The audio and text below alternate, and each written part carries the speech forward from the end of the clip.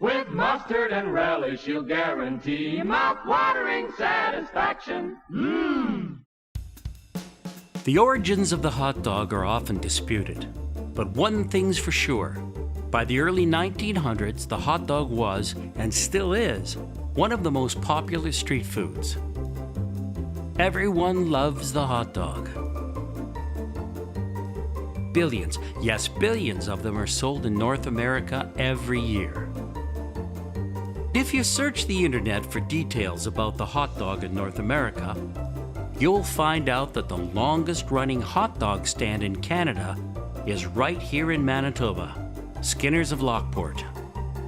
Skinner's was, and is, hard to miss, and even harder to pass by without stopping.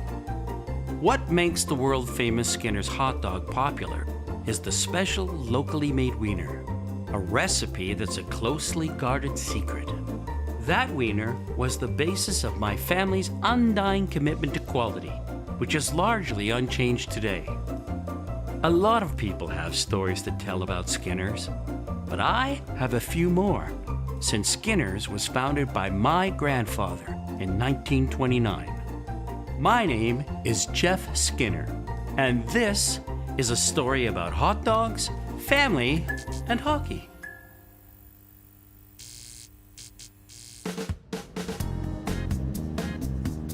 I'm headed out of the city today to Lockport, Manitoba, a small town just north of Winnipeg.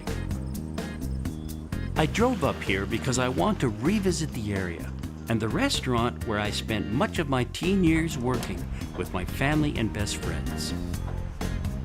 But first, I figured here, across the road from Skinner's, at the St. Andrews Lock and Dam was a good place to start. I've always had questions about what made this area so special. So I spoke to Fraser Stewart, one of the local history buffs, to find out why this became the place my grandfather decided to set up shop all those years ago. Why and when were the locks created? The river basically at certain times was impassable to anything except, well, maybe a York boat and canoes. So there was lots of pressure on the federal government to do something about this river to try to get it up high enough. What they decided to do is to come up with this the dam that we have here, and it's called a Khmer Dam. There was 4 of these dams built, in the world. This is maybe the only one left. Wow! If it wasn't for this dam, in a dry year, you could walk across the Red River at the forks. Really? Yes, it would be that low. I never knew that. Yeah.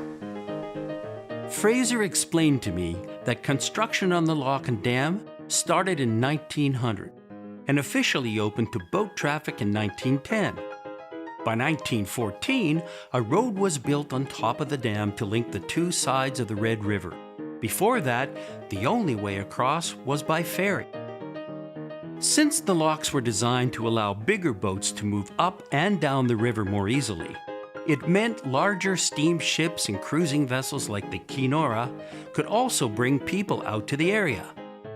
Lockport became a quick getaway from the hustle and bustle of the big city. People spent the day fishing, cruising the river in their rowboats, or just enjoying a little bit of nature. Skinner's was built in 29. Yeah. It was first established here, and there wasn't a lot here at that time. No, there wouldn't be. How do you, from your point of view, how did they contribute to the local commerce? If you're in Winnipeg and you're coming out here for some, entertainment and so on, okay, where do we get food? And then my grandfather was quite an entrepreneur. Entrepreneur is the best word to put it. Yeah. There are other words. Yeah. Well, there's no. That's no. I know. I'm teasing. And we know. Well, this is a good place to have a nice hot dog stand, and produce quality product. Then we had a number of other entertainment type activities would be being developed sort of in this particular area. I see. And lots of other hot dog stands as well too. Yep. Competition. How did people get out to Lockport in the early days? Well, I would suspect that the cheapest way that they would come would be by the streetcar. Right. from Winnipeg to Selkirk. Which is where my grandfather met my grandmother. That's right. Well, there you are. My grandfather, James Skinner, was a motorman for the Winnipeg Electric Railway Company, which ran streetcars from Winnipeg to Selkirk from 1906 to 1937. My grandmother, Elizabeth, took that same streetcar to get to and from work, and that's where the two met. Shortly after, they got married and relocated to Selkirk in 1914. There, my grandfather set up shop as a merchant, starting the James Skinner grocery store in the early 1920s. Over the next few years, as Selkirk and Lockport grew, my grandfather decided to open a restaurant and built the first Skinners in Lockport in 1929. Soon after, hot dogs became our signature, and people from all over came to have one.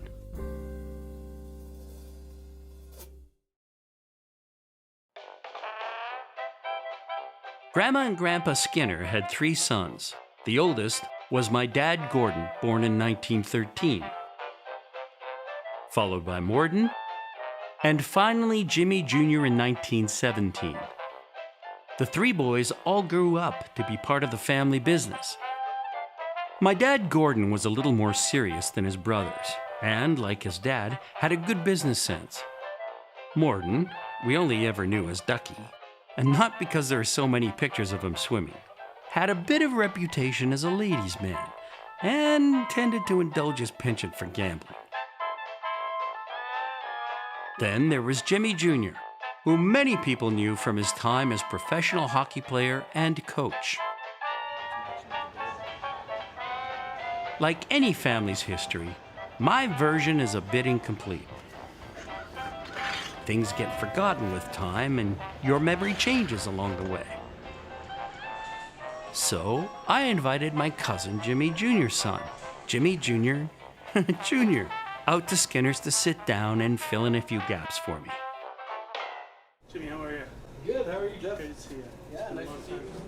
Originally, they had the grocery store in Selkirk, which was a real viable business there in the north end of town.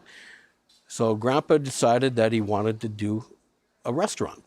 So he went to the town council and asked them, I want to build this thing called Skinner's. The town of Selkirk turned him down. So then he came down here and he was looking for property. He found all this property down here by the river and that, and it was just before the stock market crashed in '29. Right. And he bought it for $1 an acre, all the property. He had the money to do I it. didn't realize that. Yes. So, like, as soon as that stock market crashed, and they were all telling him, even his own relatives were telling him, you're crazy. This business is going to go down. Like, nobody's going to. And he thought to himself, people need a place to come that's cheap, where they can take their family, still be entertained, you know. And he was right. Yeah, our grandpa was a visionary. Yeah, very much. He just saw things that were going to happen in the future and decided, I'm going for it. Yeah. You know. And the boys carried on the legacy. My dad, my uncles, and my grandfather built this place by the sweat of their brow. They did everything themselves, and nothing was easy back then. Digging the foundation for the restaurant had to be done by horse and plow. Refrigerators? Well, those didn't exist. So something as simple as keeping drinks and other supplies cold meant cutting huge blocks of ice out of the river in the winter to cool the ice house during the summer.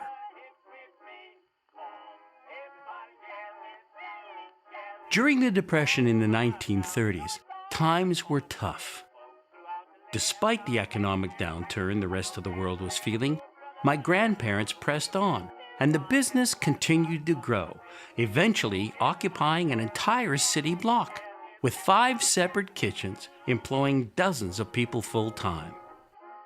Quality, inexpensive fast food kept everyone coming back. By the mid-1940s, they built a second location, only a short distance from the main stand.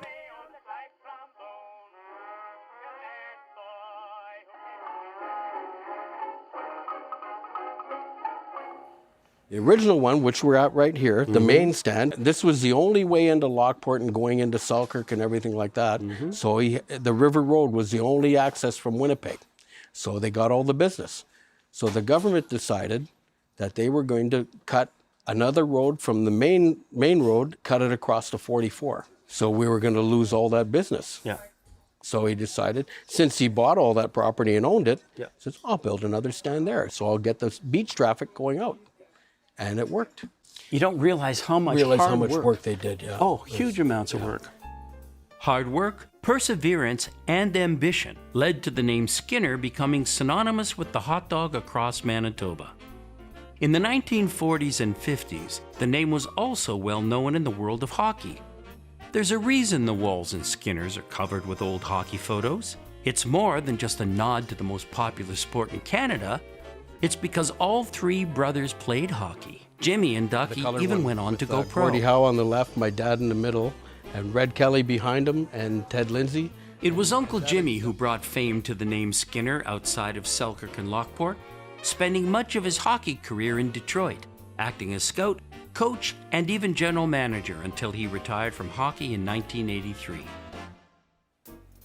He was a rookie coach in 54, 55, and he took the Red Wings to the Stanley Cup, and they won it in 7 games against Montreal. And wasn't your dad the first one to kiss the cup?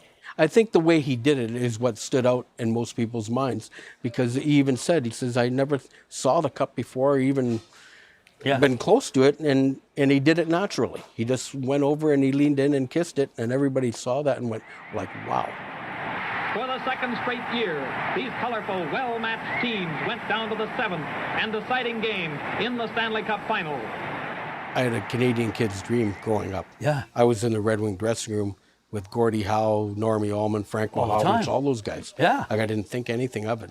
I wish I would have been a collector. Your dad would ship all the old used equipment here as well, too, for sale. And I used to have, I remember I still have Gordie Howe's elbow pads, way too big for me. I'm 10 years old. I used to use Gordie Howe's sticks for road hockey. I look back and I go, oh my God, was I a crazy kid? Yeah, it was unbelievable. Yeah. And all the pictures you see in this place were accumulated over the years of my dad's career. And I wish more people would actually know about it so they could come down here and see these pictures, because they're iconic pictures. Sitting with Jimmy brought back a lot of memories for the both of us. Hockey, hot dogs, family. There's no shortage of stories about Skinner's. But some of the most memorable were no doubt caused by my Uncle Ducky. Now, I don't know about you, but I had a penchant for gambling. It kind of ran in the Skinner blood. I don't know about your dad, but I know my dad and Ducky, especially Ducky, liked to gamble. And Ducky saw that in me. I guess Ducky in his head decided that he was going to break me of that habit. He always was teaching. He was, always. Yeah. So he would, like any good gambler, he could set up a fail-safe, I could not lose bet. And I'd put my money down and he would take it. By the time I was 12, I learned house always wins. And I haven't gambled to this day. At 8 years old, he took my first watch. Never gave it back. There you go. It's a cheap old Timex, but it was my first watch. Yeah, but Just it taught you lesson. never gamble unless you can afford to lose. Yeah, you always knew where you stood with all three brothers. That's right, yeah. There was no secrets, no passive-aggressive anything. It was Pulling like, punches, well, you didn't pull punches with the Skinner's boys. not at all. Quick to anger, but they'd also quick to cool. Yeah, yeah. The competitive edge of the three brothers and their ability to take risks no doubt was part of Skinner's success. But it wasn't always the most comfortable environment for staff or customers. My cousin Karen, Jimmy's sister, worked in the family business in the late 60s and early 70s. I asked her to join me so I could get her take on what it was like being a young woman working with my dad, her dad, and Uncle Ducky. Oh, it's been a while. Give me your impression of the three brothers Well, and their relationship. I think at times it was volatile between the three of them. Yep. They always had, I think, a rivalry going. They all, in younger years, had played hockey together. They all had such different personalities. I think your dad was probably the most business-minded. Ducky loved people. He had a totally different personality than Gordon. Yeah. And I think my dad had a little bit of both. Yeah. But there was the constant, sometimes a fighting going on. Yeah, I was, I found myself in the middle of more than one fight in this place, and they had no problem yelling from one end of the building to the other. It didn't matter. People knew that. And as a kid, it embarrassed me. It made me cringe. Yeah, we all sort of sometimes felt embarrassed at times. I would just run usually into the kitchen, but the real person that ran Skinner's was Grandma Skinner. Yeah. Because when they got out of hand, she would come out and she would say, "That's it, Yeah. done," and they listened to her. Yeah, no question. She worked hard. She did. She was actually the root of this business. This business would not have survived without her. No. Without a lot of the local people, the Prudence, the Parks, Peebles. the Peebles, all the people that supported Skinner's over the years. Luditz, Like they would not have been as prosperous as they were. No. But that was part of their philosophy. They Right. wanted to hire and support local people. Right. They supported us and we supported them. Very much. And I think it was important. Skinner's was so much more than just my family. But talking to Jimmy and Karen, listening to the stories of their dad and Ducky and hockey, it got me thinking about my dad and how much he really put into this business. Jimmy and Ducky's fame kept people coming through the doors, but it was really my father and grandparents that ran the place. In the late 1930s, my dad met my mother Evelyn when she was a young woman working at Skinner's. The two got married in 1942, and shortly after, my dad joined the Navy and went off to Halifax. When he returned to Winnipeg, he immediately went back to work at Skinner's. By then, it was time to start a family, and my parents had two sons, David, born in 1947, and me, Jeffrey, born in 1955. By the time we were born, North America's love of the automobile was in full swing. The car was king, and Skinner's became the place to go for an afternoon cruise with the top down, or a late night stop after the bars closed. In 1967, at the age of 12, I started working the night shift with my dad and my friend Al. I asked him to join me to reminisce about what it was like for us growing up behind the counter. It's only been recently, and I think, in thinking back on a lot of this, and I'm going, how much I took my dad for granted, And when I think about it, how much dedication and hard work it took. Which you didn't when you were younger. No, and he'd never talk about it. No. It was his job. It was his way of providing for his family. Yeah. And that's why I worked here, because if not, I'd never see him, because he worked 18 hours a day, 7 days a week. I was going to ask you how often. Yep. I had a lot of respect for your dad. He'd laugh at us, because I think we caused him a lot of laughter, Oh, yeah. He enjoyed working with us. It was good. Before you started there, did you have any expectations? You being a good friend, Yeah. you kind of tucked me under your wing, so I wasn't worried there. Your dad was good to me, though he was firm. Yeah, he was. Your dad was firm, so you knew where you stood, so he knew you had to work hard, and there was, the rules or whatever they were. But we worked hard, but we laughed at everything. Everything was funny. It was fun, wasn't it? It was fun. If it was Friday night, we'd be at a party until 10 o'clock. We'd have to leave just when things were getting good. Yeah. Okay? And then we'd have to leave the city with my dad. We'd drive out at 11 o'clock. Took an hour to get out here. Yes. We'd roll in at midnight, and it would be filled with nothing but 16, 17-year-old kids. Music blared, all of them smoking. And there was some pretty eye-opening adult experiences that you would, observe standing behind the counter looking in car windows, you had no choice but to... You did. Do I look away or not? Exactly. And you learned what to do and what not to do. It was great. As the night wore on, it would go from a teenage hangout to the place to go after the bars and drive-in movies got out. We'd be filling orders for hours non-stop. Hot dog after hot dog, burger after burger, French fries non-stop. By 3:30 in the morning, it was quiet. All you'd hear is the buzz of the neon and the rush of the water across the street at the locks. We'd struggle to stay awake, but the sun would start to come up. The early morning anglers would roll in for bait. The orders would pick up again, and we'd press on until noon. I enjoyed the pressure and having all the meat patties and then the hot dogs and just keeping up, you know, and it was a neat feeling when we everything was working and stuff. And, Sense of accomplishment, wasn't it? I think so. To have 4 burgers on here and 6 dogs going there and the fries going and everything had to be ready at the same time. We did the work of 2 adults even though we were only 12 years old. I think we made 85 cents an hour. 85 cents an hour, which yeah. of course is relative. But Went up to $1.25 after a while, but yeah, 85. But then we worked 12-hour shifts. Yep. And Friday and Saturdays, and we'd.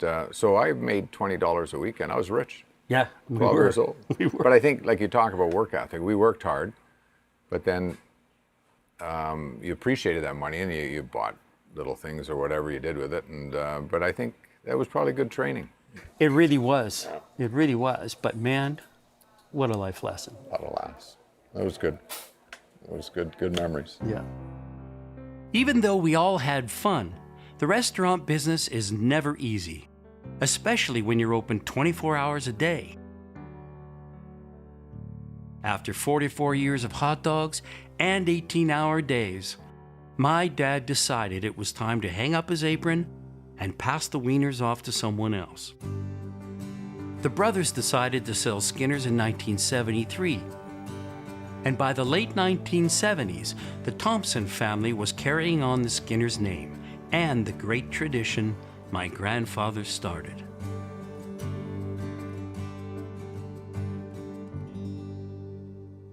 Can you fill me in on when you guys decided to purchase Skinner's? Sure. Well, my dad was a school teacher and decided that he was ready for business. In 1979, he decided that this would be a good business without knowing anything about it and took a chance. I have a feeling it's the only way you're going to get into this business is not knowing anything about it. Correct. So you yourself, how long have you been working at Skinner's? Well, I've been here since I was 13. I'm going to be 52, so that's math about 39 years. Being that it's a family business, did you have a choice? I didn't have much choice. It's a continuous family business, and it's... Well, and this is the thing. It's got to be kept running. And I know for my dad, it was just easier to trust family than it was strangers to run your business. That's for sure. Skinner's is coming up on its 90th anniversary. Yes. That's 9 decades of a legacy. What would you say is the foundation of the success for that? I mean, you've had it almost as long as we did. I think the reason that we're going to be celebrating 90 years and not out of business, because a lot of businesses try and fail, is because of the what your family brought to it, brought the quality to it. That's why we would never have changed the name to the Thompsons. Right. When the Skinner's name was on the building, that meant a lot, and it meant a lot to us as well. And your family would come back and give us the lessons of what happened when you guys were here. Yeah. We didn't take that lightly. We listened to it, and we tried our best to make sure it was the same as the Skinner family did it. Yeah. And I know this, just being part of the family, that my dad, and I'm sure Ducky did, came out on occasion and would, I'll put it kindly, assist you guys. I specifically remember making hot dogs, and Ducky would walk right into the kitchen on me, and he would make sure. And Who's this guy? He would be looking and staring at me, and I thought this was kind of strange, but he would. He was that kind of. Your whole family was so nice, though. Do you get any sense of romance from this when you're not going crazy with work? Well, you always do. You're always proud of your place. How Skinner's is appreciated by other people. And it becomes it's amazing. Part of their own history. Correct. It's sometimes it's hard to fathom. You go, oh my goodness! Look at how many people love the place that we have here.